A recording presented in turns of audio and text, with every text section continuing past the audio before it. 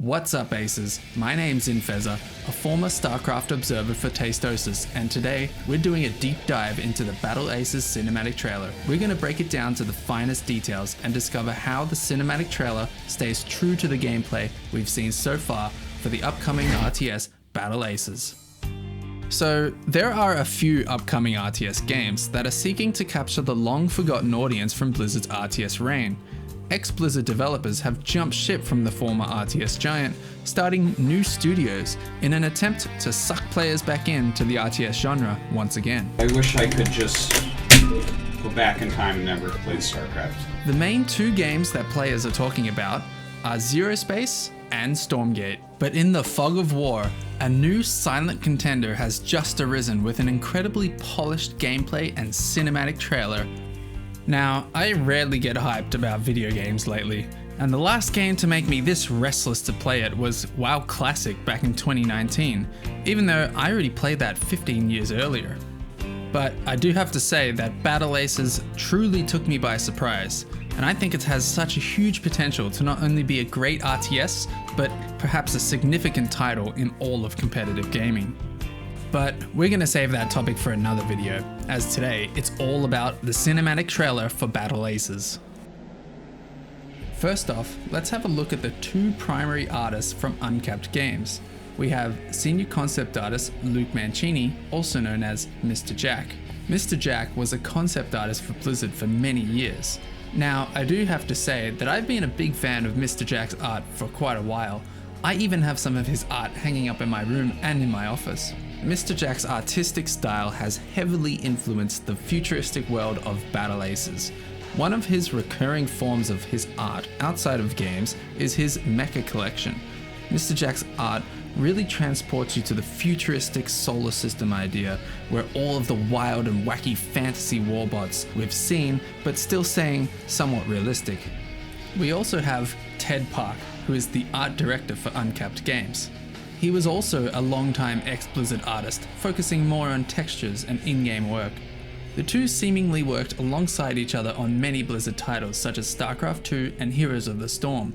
It's a no wonder why that this trailer and game flow so well for my eyeballs. Now, I couldn't really find a lot of art from Ted Park, but I did manage to find this unrelated video, which is ironically directed by David Kim, the lead game designer of Battle Aces. I am not from the streets, I'm a nerd. I'm from Madtown, Wisconsin, she's cursed. Okay, it's probably not Ted Park and David Kim. Now, as for the cinematic trailer specifically, it was actually animated by a London-based studio called The Line and directed by Louv Karnas. Uncapped Games definitely chose the right team to bring out the player's imagination of what it would be like to be a real ace.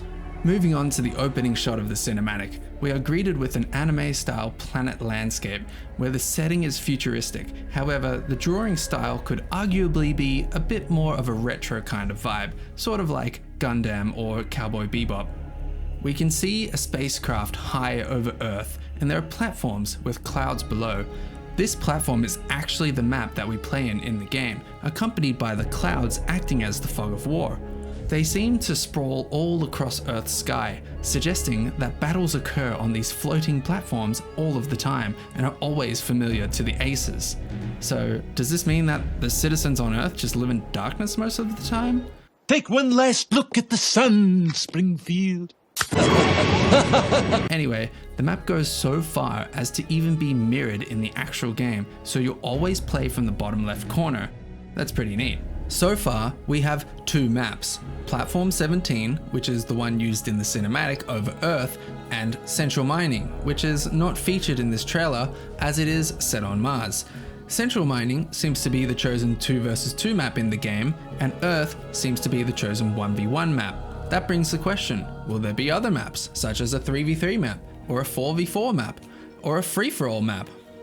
So, back to the trailer, and we see a female silver-suited battle ace. Her name, according to the concept art, is Gally, and it seems like she may have an allegiance with Corona Central Systems, at least suggested by the official key art file names. She walks down the long corridor like she just woke up from a nap, and she flips on her helmet display and leaps into the pod in true anime style. Now, the vibe I get from this scene is that this battle ace is a casual player, ready to jump in and play the game at any time. After all, each game is capped at 10 minutes, so you don't have to worry about hour-long turtle terrans.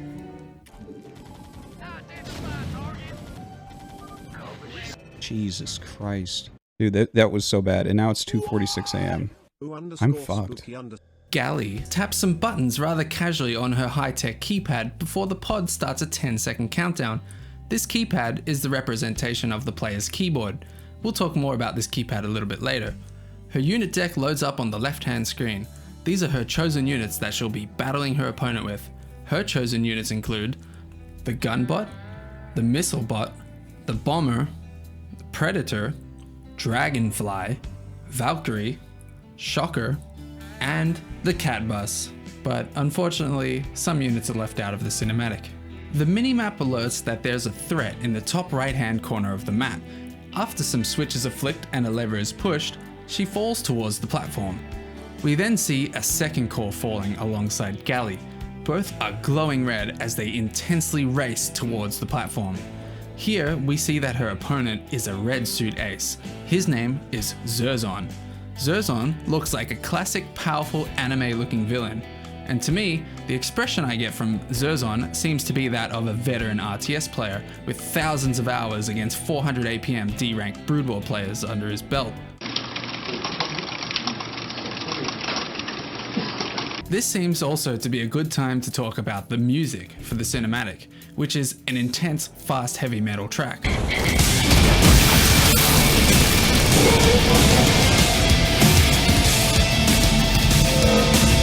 Although it does guide us through the cinematic quite well.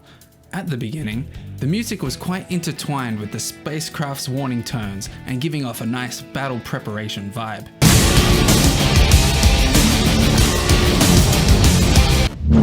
Now, as we are racing towards the platform, the music picks up in anticipation.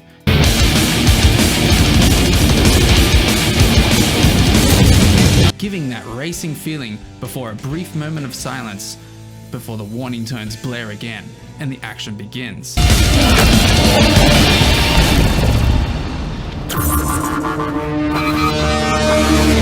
They land inside a little dugout, and orange and blue lights shoot up from the cores. Smaller orange and blue lights scatter around the map, where each player takes their expansion bases. Inside the domes, blue arrows with orange lights are flashing and alarm sounds are blaring. This seems to be relating to the in-game alert, which shows the direction of where the threats may be on the map. So it begins. Zerzon presses his keypad immediately to summon a swarm of wasps for a rush attack. Gally responds by summoning some gunbots. Unfortunately, this is the wrong choice as they get obliterated by both the evasiveness and the sheer number of the wasps. The gunbots just cannot land any shots on them. Gally's gunbots are then sliced to pieces, and now the enemy is at her core.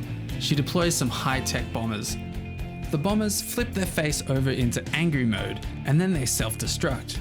This unit in the game is kind of like a Baneling from StarCraft 2. It might be tasteless. Oh my, that is so many banelings. And deals massive splash damage, eliminating Zerzon's colony of wasps. Now it's time for Gally to counterattack. Zerzon tries to halt the attack with his mortars. These units spend some time setting up, much like a Terran siege tank, before they can lob a volley of bombs into Gally's bots. Gally's units are devastated. She switches it up into Dragonflies, which are flying units and cannot be targeted by wasps or mortars. They fly over the mortars and eliminate Zerzon's defensive line with ease. Zerzon responds to the aerial threat with his own Dragonflies, appearing right out of the sun. Gally's Dragonflies win the air battle, and the red Dragonfly burns to the ground. So before we talk about the Kraken and the climax of the cinematic, let's take a moment here to have a look at Zerzon's deck. Unfortunately, there is no shot we can see all 8 units. So far, we know he has wasps, mortars, dragonflies, and the Kraken. We can also see in the battle aftermath art and on this frame that he has a destroyed red colored gunbot in front of his core. So that leaves 1 advanced foundry slot and 2 wildcard slots left to fill out his deck. So what units do you think Zerzon is running? Put your answer in the comments below. For the finale of the trailer, Curzon cackles like a maniac. On his left and right hand screens, he has gathered 3,000 matter and 3,000 energy. This is enough to summon the Kraken. The Kraken spawns, and it towers over the battlefield. It makes a sweeping attack, obliterating all of the ground units. Gally sends her dragonflies in, but it's not enough. They get vaporized by the Kraken's laser halo. Gally then sends her highest tech unit, the Valkyries, to support the dragonflies in a two-pronged attack against the Kraken. The Valkyries have a strong anti-air attack, and the Kraken is weak to air, just like the Colossus in StarCraft 2. The battle gets intense. All of the tier 1s and tier 2 units are still fighting that ground battle. Both of the aces are yelling in the heat of battle as we flash one frame to another of each colored unit.